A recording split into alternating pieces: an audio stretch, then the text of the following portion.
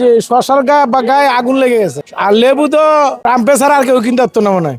এতদিন কি বাংলাদেশের সরকার আসিল? পৃথিবীতে রমজান মাসে সব দেশে ছাড় দেয় আর আমরা এনে ডবল করে। ঢাকা শহরে যারা আছে তারা কবরস্থানে আছে, কিন্তু ওই যে শশার গায়ে আগুন লেগে গেছে আর লেবু তো ট্রাম্পে ছাড়া আর কেউ কিনতে পারতো না মনে হয়।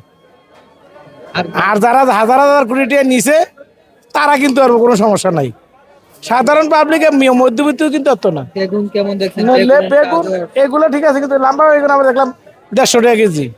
150 হ্যাঁ, তুলনামূলক ভাবে রমজান দেখি কি বাজারে বেশি দাম? না রমজান থেকে সবাই তো মনে করো বাঙালি তো হুজুকে দৌড় বেড়ে পড়ে, হয়তো কিছুদিন পরে আবার একটু বাজার ইয়াতে আসতে হবে, তবে কঠোর মনিটরিং করতে হবে আর কি।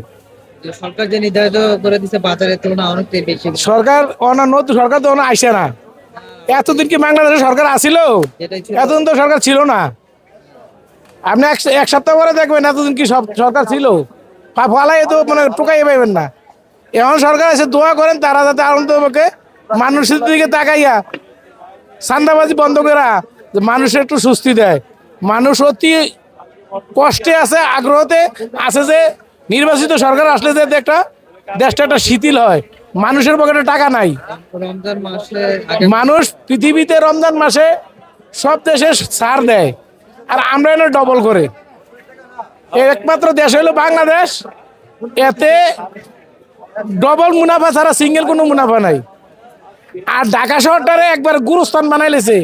অটো রিক্সায় ঢাকা শহরে যারা আছে তারা কবরস্থানে আছে।